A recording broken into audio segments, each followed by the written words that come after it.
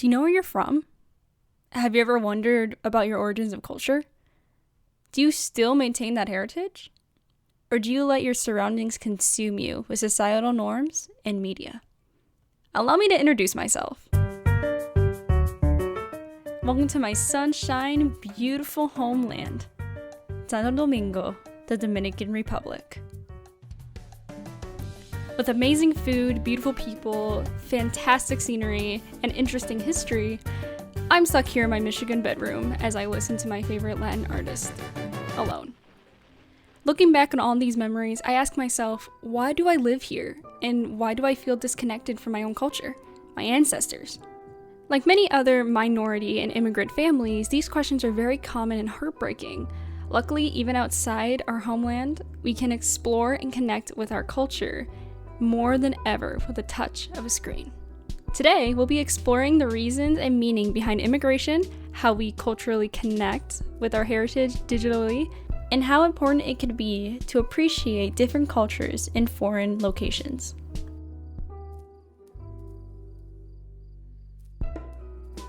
Since the beginning of living things, immigration or migration has been the action of coming to live permanently in a foreign country. Regarding the modern United States, tens of millions of immigrants have been recorded just within 1 year in 2015. Migrating to a new country can happen for a number of reasons. According to Global Citizen's article, Why People Migrate, 11 Surprising Reasons, such causes of immigration could be to escape prosecution and or violence, to find refuge, to seek health care, to escape poverty, for children's safety, family reunifications, educational purposes, jobs, marriage, and others. These immense dreams and opportunities are what make America so pleasing to a lot of foreigners. To get a little insight on what it's like experiencing such a cultural shock, I interviewed a childhood friend of my mom's about her experiences here in the States. Because I had a green card and I was looking for a place like where I wanted to live here in the States, and my son attended a university nearby. And I used to come to visit him a lot, and I fell in love with the place. So I thought it was a good place to live.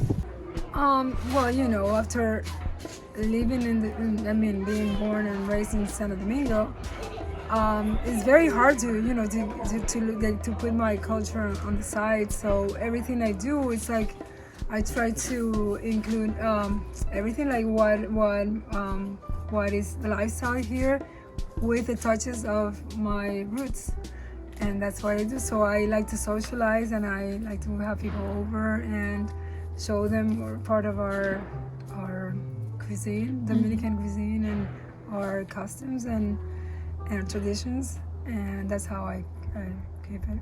Yes. No matter the reason for immigration, those from outside the US come here to seek some kind of new life and adventure for them to explore, all while still holding on to their own heritage and social cultures. Although contacting loved ones was and still is difficult at times, with the help of the internet and social media, we can easily do so by a click and a swipe. One of the most common ways many out-of-country foreigners connect with their loved ones back at home is via their cell phones and computers, aka the internet.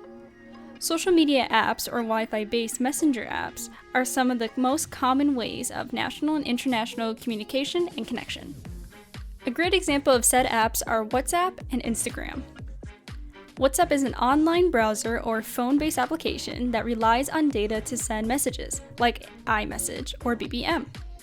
Updating your status, calling your loved ones, snapping a quick photo of yourself, chatting, and setting controls are all at the tips of your fingers.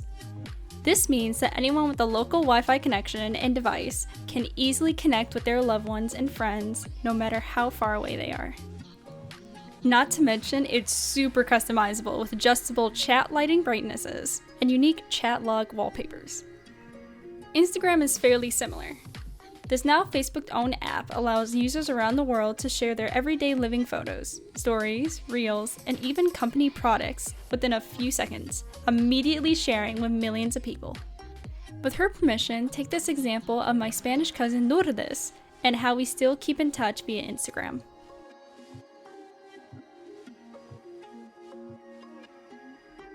And these apps aren't even a percentage of the million others in the App Store. Today, it's easy to appreciate those that we cannot see on a daily basis, especially with such a long distance at times.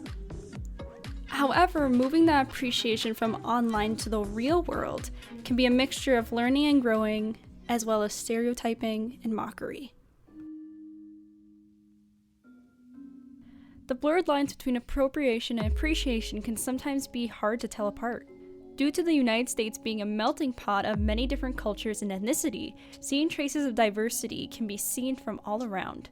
According to sociologist Roland Robertson, globalization refers to, quote, the processes whereby the world is moving towards unicity or global unicity, the growing oneness of the world as a single social cultural place, end quote.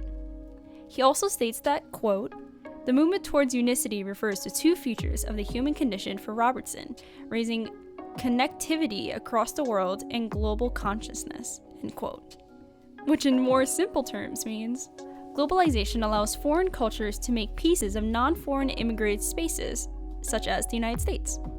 These cultures are still rooted within their original context, or their origin, yet this is where suppression and appropriation can become very prominent. Due to the Americanization and oppression of certain groups, stereotypes are common within the society and foreign communities. While interviewing my older brother about his own views on appropriation, this was his response. So it depends, like, New York City, it's such a melting pot of different cultures.